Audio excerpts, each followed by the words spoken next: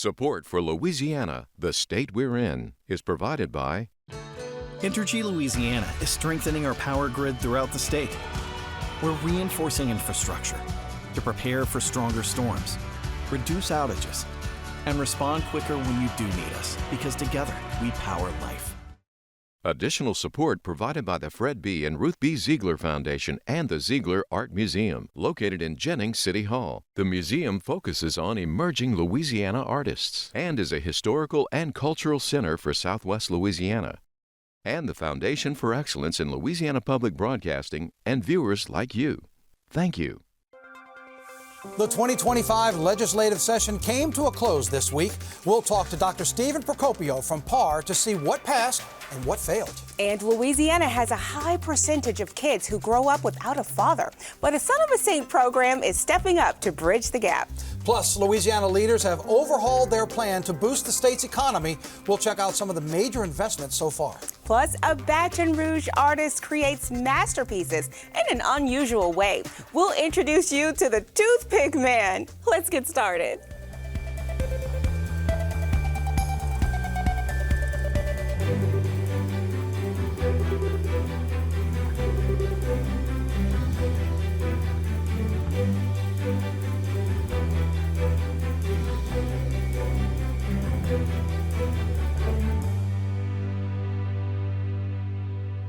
Hello, everyone. I'm Dorothea Wilson. And I'm Victor Howell. Stephen will join us in just a minute to talk more about the session. But first, Congress has backed President Trump's plan to strip already approved funding from several programs, including the Corporation for Public Broadcasting. The CPB provides support for PBS and NPR, both of which the president and Republicans have criticized as politically biased. Thursday's vote pulls back more than $1 billion in funding for the CPB and more than $8 billion in foreign aid. It initially appeared to fail, but reports say Speaker Mike Johnson convinced several Republicans to switch their votes, leading to its passage. The bill now heads to the Senate. If it passes, the funding cuts will have dire impacts on public broadcasting stations across the country, including LPB. And sticking with politics now, the 2025 legislative session is now in the books, having wrapped up on Thursday. Joining us now is Dr. Stephen Procopio, the president of the Public Affairs Research Council, or PAR. Now, first up, this was a fiscal session, so lots of things going on with the budget. And, we have these topics that we definitely want to discuss here. But there were things like infrastructure, capital outlay, and education is definitely something we want to dig into. But talk to us about it. Sure. I mean, the budget is always one of the top issues every year because you got to fund the operations of government. So there was a lot of time spent on that. I will say it's probably less contentious than in previous years. Sometimes it's just a crazy battle to the end. There were definitely some issues that had to get worked out, but it went a little smoother toward the end because of some work behind the scenes. Okay. You talked about some of the money with on the trust fund, for instance. The Senate pulled $1.2 billion for infrastructure, higher education facilities, and economic development. Right. I say that because I want to ask you about some of the changes made on the ethics side. Yeah. Okay. Maybe a little bit of a connection. House Bill 693 made significant changes to the ethic laws. It would allow politicians to spend campaign funds on expenses like private club memberships and gym fees. So the public might hear on the one side, over $1 billion pulled for education and infrastructure, yet on the other side, now the politicians can ask for funds raised and can go join social clubs and country clubs. Can you tell us a little bit about the balance of those two and what people should expect when they hear that? Sure. Well, some of the justification for doing that, to be fair, is, well, sometimes you can use that as part of your campaign to either raise funds and work with donors. So I think that's some of the argument that they're making, that this is important what they're doing. But the core of what campaign finance laws are supposed to do is to stop elected officials from enriching themselves. Mm-hmm. So that's some of the concern with these. And so if you're joining clubs and yet you're really using it for your own personal benefit, that's when it becomes a concern. Yeah, it seemed like a lot of self-service in some of that. And I should say, it sounds like that even got stripped down. My understanding is there was even more in that bill that before it got signed and made official, they actually took it out of there. Right. Yeah, there was a lot. The bills as they are now, they increase the limit before you have to disclose things, which we have a problem with. There's some procedural things that they do to sort of stop investigations or make it much more difficult to do investigations. And so we have a problem with that. However, I do have to say the bills are light years ahead of where they were. They were truly awful bills in terms of it would have been impossible to do an investigation. It would have allowed just countless, legalized bribery in some ways. And I think those weren't intentional. I think they were in terms of what they put in there. But regardless, it was problematic. And I want to say I'm glad that the authors listened and took out a lot of the worst part of these bills. But there's still issues that remain. Sure. Absolutely. One of the things that a lot of people were saying that they were happy about getting removed was the mortgage, being able to pay their mortgages. So that's something that we're definitely happy to see.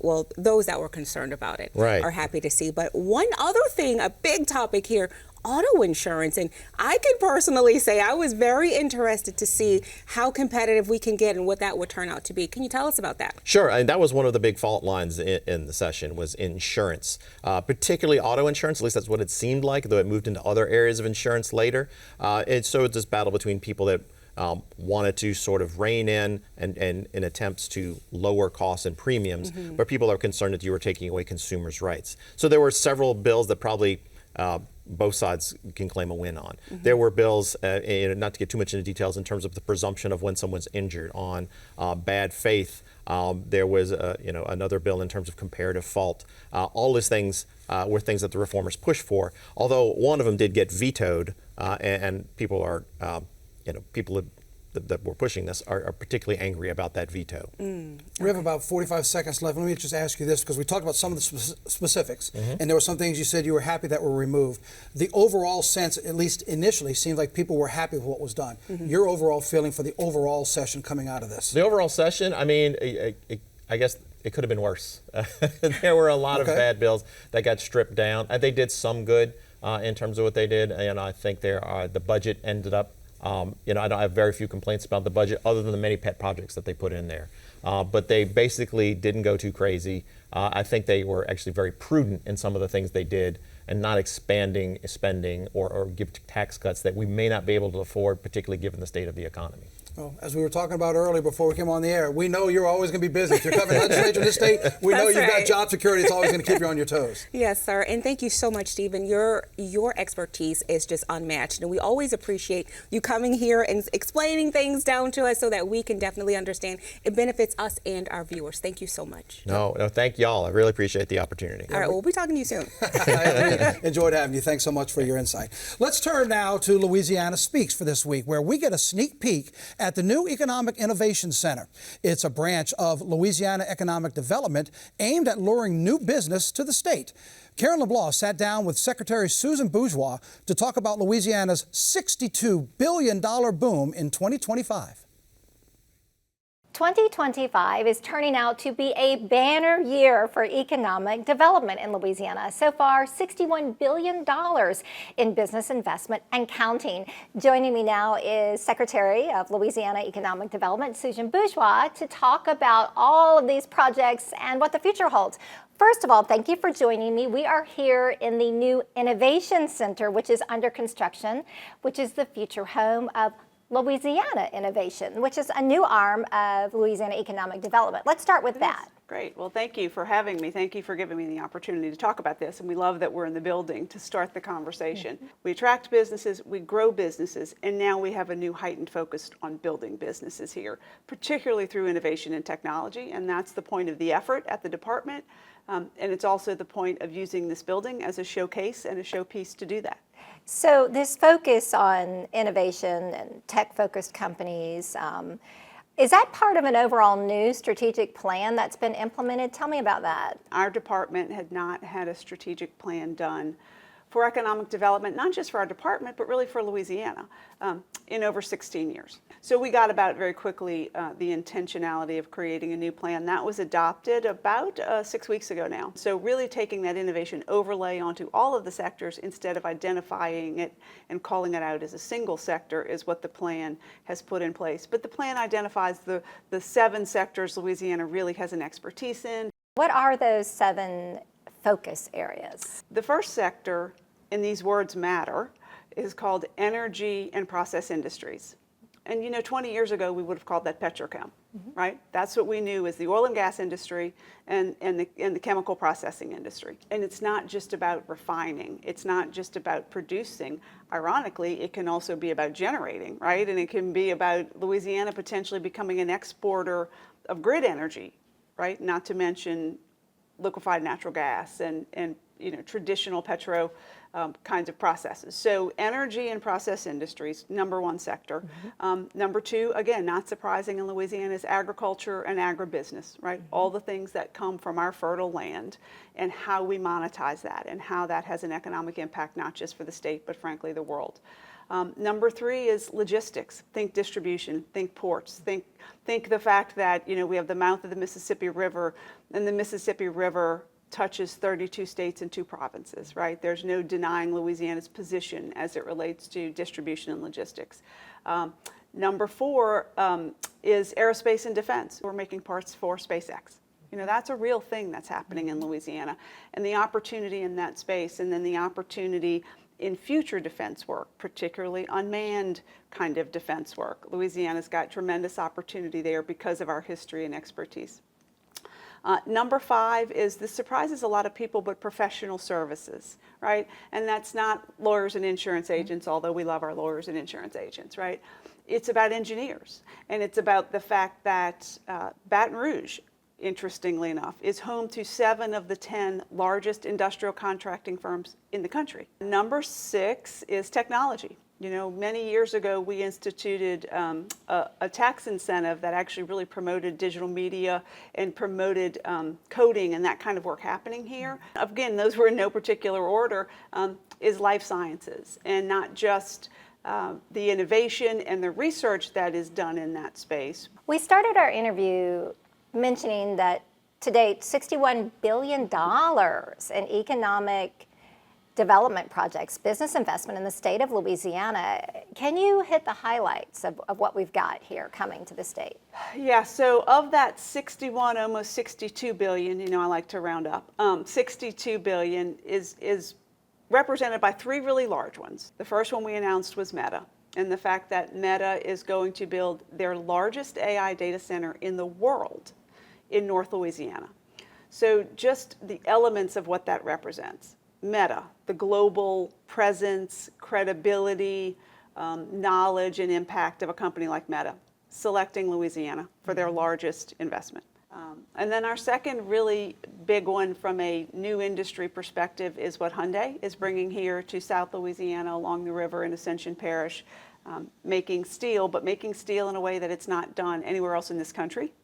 It is a very clean technology. 2 of our other big ones were both in the liquefied natural gas space, right? It was Venture Global doing an $18 billion expansion at their existing facility in Plaquemines Parish, and then just on the heels of that, about 6 weeks later, Woodside Energy, an Australian-based company, announced an almost $18 billion investment in Lake Charles, the largest foreign direct investment in Louisiana ever, the largest greenfield, which means from the ground up project in Louisiana ever, in Lake Charles. Susan Bourgeois, Secretary, Louisiana Economic Development, thank you for joining us and sharing with the state a progress report. Yeah. I will say A+++. Well, thank you. For all the projects and more to come. Thank you. Time now to take a look at what's trending this week, and on top of the list are the LSU Tigers. They're getting ready to take on Arkansas for the first round of the College World Series. Lots of excitement. Fans gathered outside of the box Wednesday to cheer on the team as they boarded their plane and their buses to Omaha. The first game is Saturday night at 6 against the only other SEC team in Omaha, which, as she mentioned, is Arkansas. Well, Thursday at their opening press conferences, players from both teams talked about how playing in the SEC and already facing each other has prepped them for a run at the title. You got to go out there day in and day out and give it your all. You're going to get tested every day by each and every team. There's not really a bad team in the SEC. Everybody has really talented players, and they're all coached really well. And it's just a good preparation and good training ground for Omaha. And now that we're here, we just got to stick to kind of what's made us successful all year. I feel like we were going to face LSU at some point in this next week and a half or so why not just make it the first game and get it out of the way? The Tigers won their 10th Super Regional, sweeping West Virginia in 2 games, and Dorothea, they have earned their 20th trip to the College World Series. Woohoo! I'm loving it. And this year is the year of the Tiger, and they will be joined by a uniquely Louisiana tradition to Omaha for the College World Series, a larger-than-life Mike the Tiger. And known as Mardi Gras Mike, it's a 30-foot float created by Kern Studios. It was unveiled at Alex Box Stadium just before the Tigers left for Omaha. Now, the float will be at various locations throughout the city during the Tigers' stay at the series. Now, from Tigers to zebras, this is the story of the week. It's all over social media. A pet zebra first of all, oh my goodness, named Ed escaped from a home in central Tennessee and was on the run for nearly a week. As you can imagine, he caused all sorts of chaos, running through neighborhoods, shutting down traffic on an interstate before his run finally came to an end. The local sheriff's office dropped a net over Ed the zebra and then airlifted him back to captivity.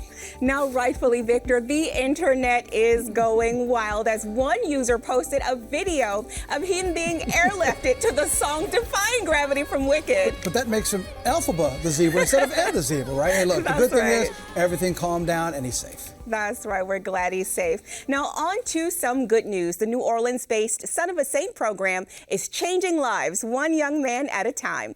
Founded to support boys growing up without fathers, the nonprofit has expanded its reach, offering guidance, education, and hope to hundreds of young men. Take a look.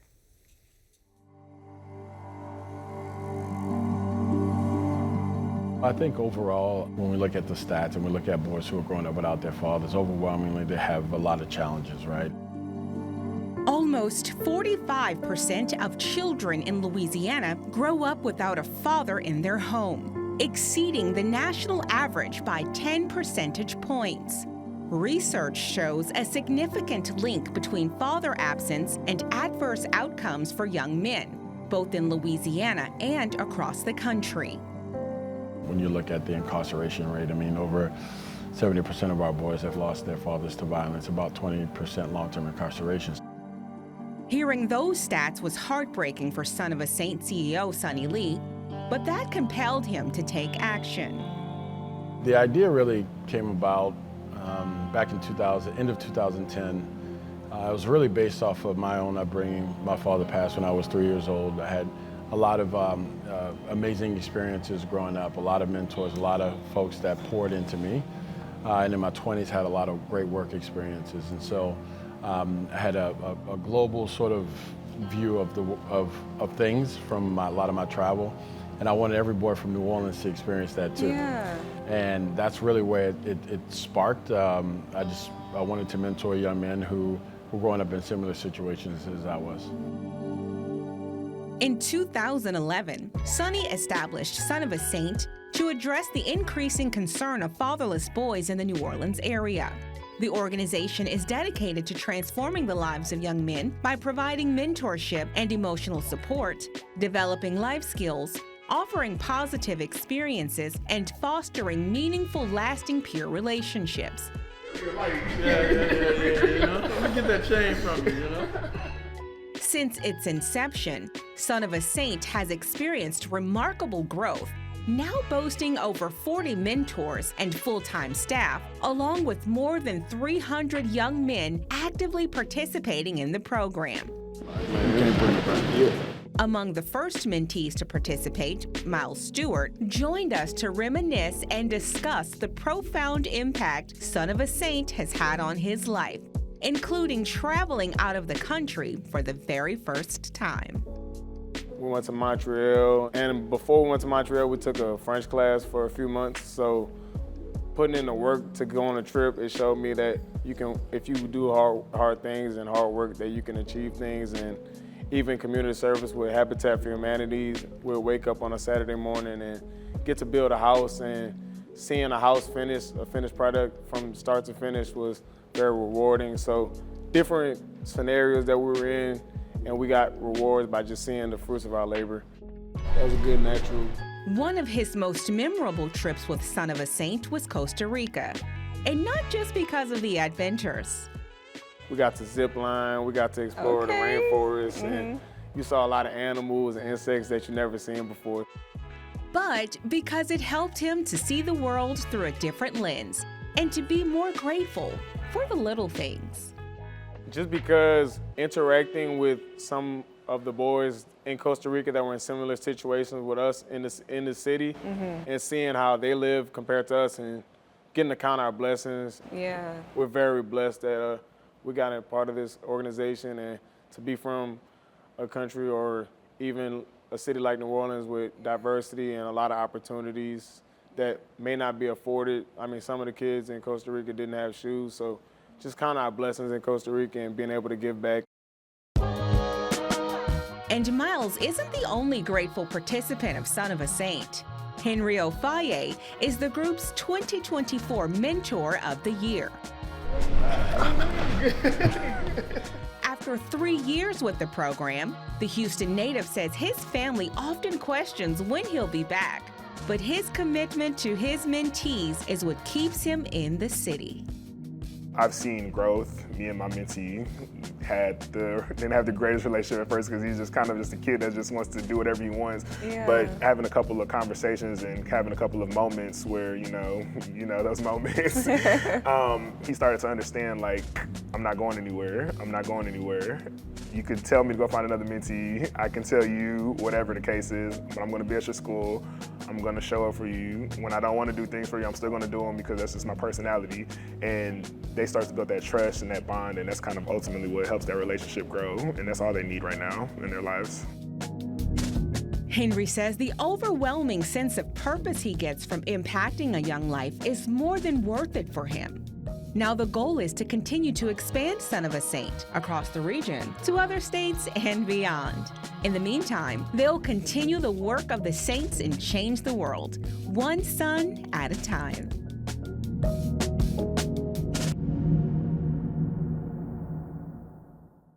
From tiny toothpicks to massive masterpieces, Baton Rouge artist Michael Smith turns small sticks into jaw-dropping sculptures. Well, Michael Smith, known as the Toothpick Man, he's earned a spot in the Guinness Book of World Records and used his craft to mentor students. That's right, and Karen LeBlanc has the story. Michael Smith glues toothpicks by hand, one at a time, layering and layering to create art objects from jewelry to sculptures. He spent 3 years working on this piece. This is something I thought about for a long time. This is my version of a lady that's grieving. She's lost so much in her life. It's been so shattered. Till I wanted to bring it out to express to other people. You know, sometimes we feel their grief. And she's not finished yet, but this is one of her best pieces I think I've created. That says a lot because you've been creating toothpick art for some 50 years. Yes, ma'am. And I've taught school for a long time, and a lot of students that are older now that probably got grandkids, they'll remember me. The self-taught folk artist is known as the Toothpick Man, with a claim to fame in the Guinness Book of World Records for creating the world's largest toothpick sculpture, an alligator made of 3 million toothpicks and weighing 320 pounds. When you started this project, did you set out to achieve a world record in the Guinness Book? Yes, I did. I went to a career day at Galvez Middle School, and a little kid came up and said, "Hey, you in the Guinness Book?" I said, "No, not yet." He said, "You ought to start right now." So I started just on the table at Galvez Middle School. I went back for a career day and also went back for the official getting into the Guinness Book. Michael accepted his Guinness Book challenge at Galvez Middle School in Prairieville, where he taught students toothpick art for years as a way to help them focus and calm the mind. Maybe that's why I stuck with it. It's a form of therapy for me. Even with kids I taught, some had ADHD and all, and they loved it. They were disciplined with my heart. Michael's world record toothpick gator could encounter a rival in the creations of his son, who also makes toothpick art. We'll call him Toothpick Man Jr. I wouldn't say this is the one to make that attempt, but you lose control with this, I guess. It's a therapy. Toothpicking has been part of me since about 4 years old. He's been teaching me, and since then, I guess I've been running with this. It's in the bloodline. It's something that was passed on. I was diagnosed with ADHD as a child, so this is, again, like putting a puzzle together. I love it. Together, father and son promote and teach the transformative potential of the humble toothpick in art and life. Are you a proud dad passing on your legacy? Very much so. And sometimes I feel like I better get rolling again because he's getting ahead of me. He's doing well with his work, and I'm very proud of him. Someday, we've been talking about this for a long day, but someday, provided we have space and the right resources, we're going to build a boat to cross the Mississippi River out of toothpicks. I've been thinking about that for a long, long time, and he always put it back on my mind. Dad, let's do the boat. Let's do the boat. So, oh yeah, pushing for the boat is something that I love to do. I think it'd be a great opportunity, and it definitely turns some heads. Michael's toothpick art has taken him around the world to teach in China and Hong Kong and exhibit at Disney World. For 50 years, the Toothpick Man has been inspiring others to turn the ordinary into the extraordinary. Here I am, still doing it. And you made it your life's work. Yes, yes, and I've touched a lot of lives with my work. Well, that's our show for this week. Remember, you can watch anything LPB anytime, wherever you are with our LPB app. You can catch LPB news and public affairs shows, as well as other Louisiana programs you've come to enjoy over the years. And please like us on Facebook, on X, and on Instagram. And for everyone at Louisiana Public Broadcasting, I'm Dorothea Wilson. And I'm Victor Howell. Until next time, that's the state we're in.